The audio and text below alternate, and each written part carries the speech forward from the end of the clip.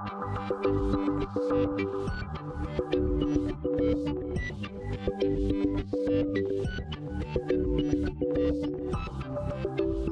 my name is Diana, and I'm a teacher from Toronto, Canada, and this is my classroom.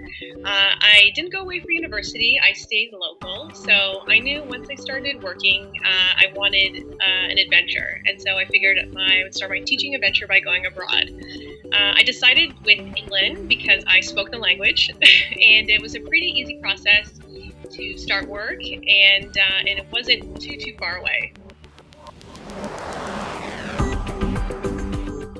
So I actually first got hired by a local school board here in Toronto, and I started supply teaching. And once I started supply teaching, I quickly realized that I wasn't going to get a permanent job anytime soon.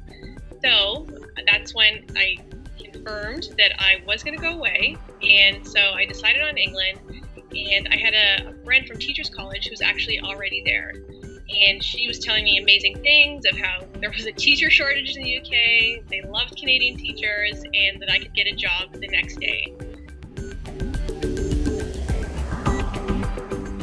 So I arrived in East London, and I think it was on a weekend, and I literally started working like 2 days later. And I was working in East London, so mostly areas, Leytonstone, I supply taught in Chingford, Dagenham.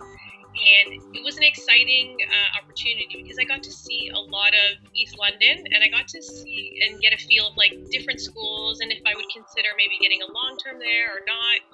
And so I did that for a couple months, and then I secured a long-term position in Ilford, which is in Essex, and it was amazing. I had an amazing staff, the students were great, and it was probably one of my best teaching experiences to date.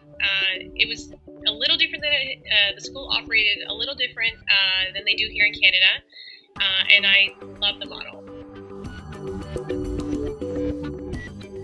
So teaching in London was amazing. On weekends, I went to like a different market. So they had markets in Greenwich, in Notting Hill, and just got to really explore the city. And it's such a busy place, and there's so much things going on.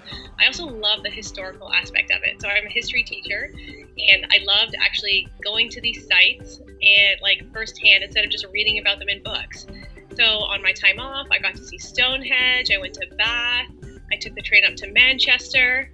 And then the amazing thing about the UK teaching year is that you get these half-term breaks. So you get a 1 week off around every 6 to 7 weeks, and it allows you to go and explore. So I went to Portugal for a week, I got to see family in France, and one of my friends actually came down from Canada, and then we went to Spain for a few days, and so it was absolutely amazing.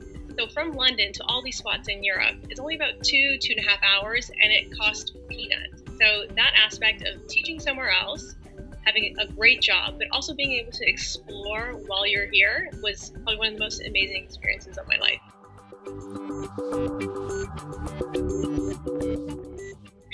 So before I left the UK, I actually got hired by the school board here in Ontario, and I worked a few days supplying, and then I asked for a leave of absence, and that's when I left. It was super simple. I actually just wrote an email to HR, and then I was able to return. And so when I was done teaching in the UK, I was able to just email them back and say that I was wanting to teach in Canada again, and I started supplying again, and it really wasn't a big deal. I continued daily supply just for a little bit, and then I got my LTOs, and then eventually a permanent job.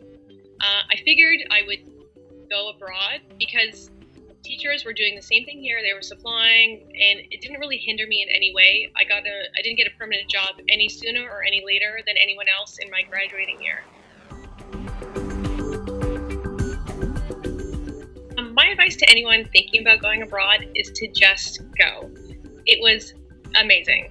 And if Toronto or Canada is your home base, there will always be jobs here. But the timing may not always be right. So for me, it was a great time to go. I had a boyfriend, but it was okay. We made it work. He came to visit me. I came home for Christmas.